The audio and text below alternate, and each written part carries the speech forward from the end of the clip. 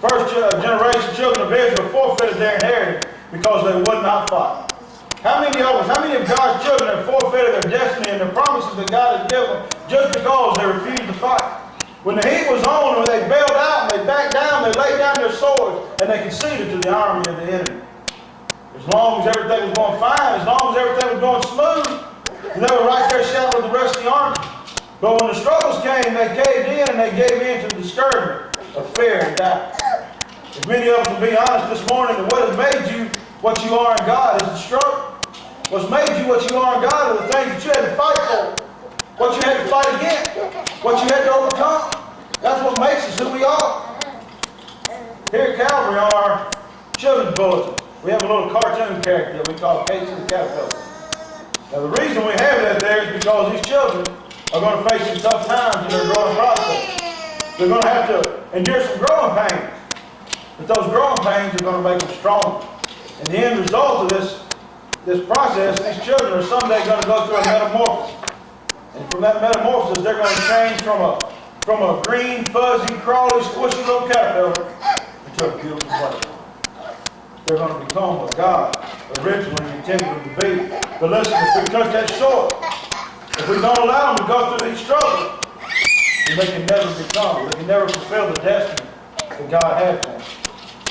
There's a lot of y'all in here who are familiar with chickens. Most everybody in here has got a little background in agriculture, so y'all understand what I'm talking about. A chicken, or baby chick, grows inside an egg until it begins to outgrow that egg. And once it begins to outgrow that egg, it has to start to peck away at that egg in order to get out of it. But if you take that egg and you crack it open before that chicken pecks it out to help that little chick out, then that little chick may die. Because when it comes out of the egg, it is not prepared for what life holds for it.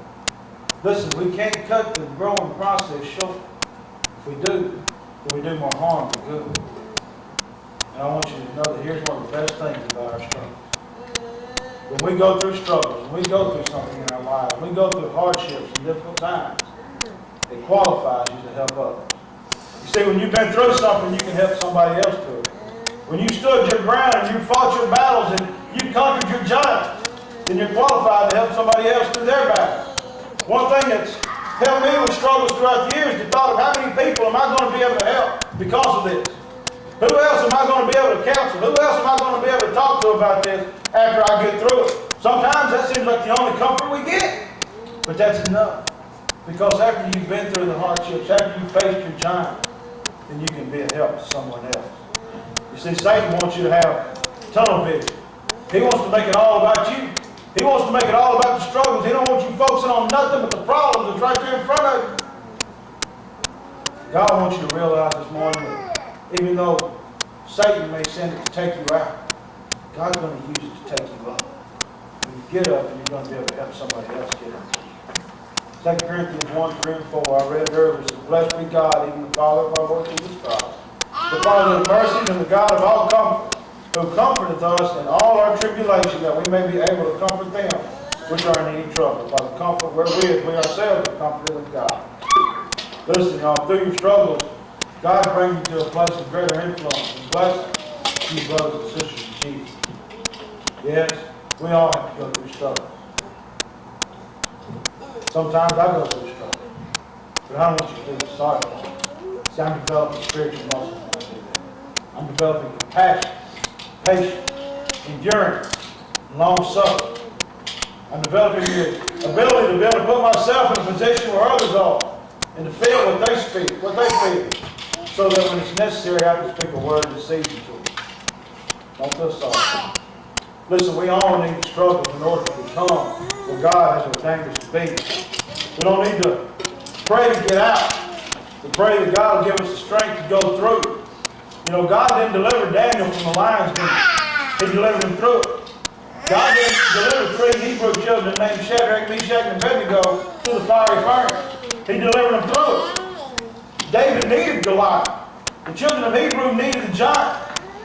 Shadrach, Meshach, and Abednego needed that fiery furnace. And Samson needed the Philistines in order that they could grow and become what God intended them to be. We need to struggle. Listen, there's no testimony without a test. There's no victory without a battle. A victorious life is not a life with no problems said, it's not a worry-free life. A victorious life is a life in which we overcome our enemies by the virtues of struggle and fight. And last, let me say that struggles won't last forever. Psalms 35 says, for his anger endureth but a moment, and his favor is life. Weeping may endure for a night, but joy cometh in the morning. Y'all listen, we all have to go through hard times sometimes. None of us like it. None of us look forward to it. None of us ever say, boy, I sure hope I get to do that again. But struggles are an instrument of transition to help us to grow and become who God would have us to be. The struggles mean that you're going somewhere. Listen, y'all, Satan wouldn't try to stop you if you weren't on your way going somewhere. Struggles prepare us for our future. We need to trust that God has something glorious for your life. Sometimes you have to go through some struggles. Let us pray. The gracious Heavenly Father, we thank you so much for loving us. Father, we thank you so much for all that you are and all that you do for us. And Father, we do thank you for the struggles of this life. Father, we thank you for allowing us to be able to grow and become the people that you intend us to be. Father, we know that without struggles, without hardships, there's no growth, there's no faith. So Father, we thank you so much for it.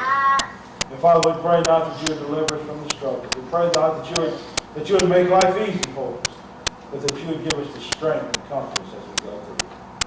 So in Jesus' name we pray. Amen.